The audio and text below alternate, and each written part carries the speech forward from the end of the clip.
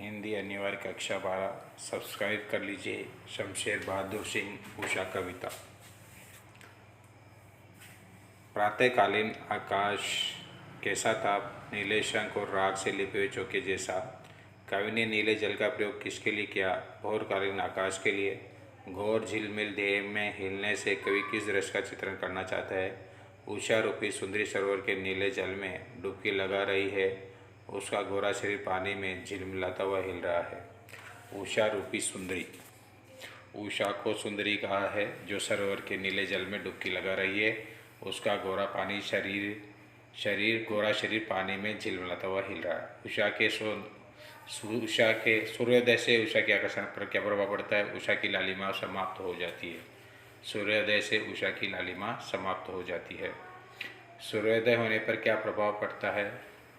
लालिमा को सफ़ेद रंग में बदल जाती है। सूर्य की किरणें आकाश में छा जाती है। आकाश की नीलिमा समाप्त हो जाती है। सुंदर प्राकृतिक दृश्य समाप्त हो जाता है। सूर्योदय होने पर यह प्रभाव पड़ता है। नीले जल में हिल रही में कौन सा अलंकार है? नीले जल में हिल रही में उत्प्रेक्षा अलंकार है। जानो मानो उत्प्रेक्षा अलंकार। नीले जल में हिल रही में कौन सा अलंकार है? उत्प्रेक्षा अलंकार। नीले जल में गौर झिलमिल देह। नीला जल क्या है? प्रातःकालीन नीला आकाश। नील जल में गौर झिलमिल देह। नीला जल क्या है? प्रातःकालीन नीला आकाश। उषा कविता में किसका चित्रण है? उषा कविता में पल पल बदलती प्रकृति का शब्द चित्र है।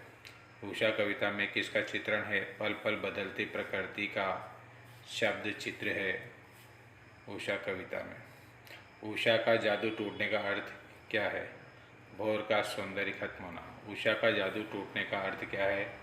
भोर का सौंदर्य खत्म होना।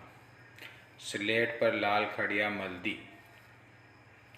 स्लेट पर लाल खड़िया मल्दी में कौन सा अलंकार है? उत्प्रेक्षा अलंकार। जानो मानो उत्प्रेक्षा। शमशेर को कैसा कवि माना जाता है? प्रगतिशील विचारों वाला, कविता में नए प्रयोग करने वाला, शब्द चित्रों में कुशल। शमशेर को कैसा कवि माना जाता है? प्रगतिशील विचारों वाला, कविता के नए प्रयोग करने वाला और शब्द चित्रों में कुशल।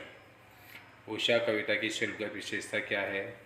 बिंबों का प्रयोगशाली प्रयोग। उषा कविता की शिल्पगत विशेषता बिंबों का प्रयोगशाली प्रयोग। उषा कविता का कथ्य क्या है? अर्थात उषा कविता में क्या कहा जा रहा है? उषा कविता का कथ्य सूर्योदय से पूर्व के पल पल बदलते प्रकृति के स्वरूप का सजीव चित्रण उषा कविता का कथ्य है। कवि को प्रातःकालीन नभ कैसा लगता है? कवि को प्रातःकालीन नभ नीले शंख जैसा, राख से लिपे हुए नीले चौके जैसा, केसर से धुली हुई काली सील के जैसा, लाल चौक से मली गई स्लेट के जैसा, तालाब के नीले जल के समान लगता है।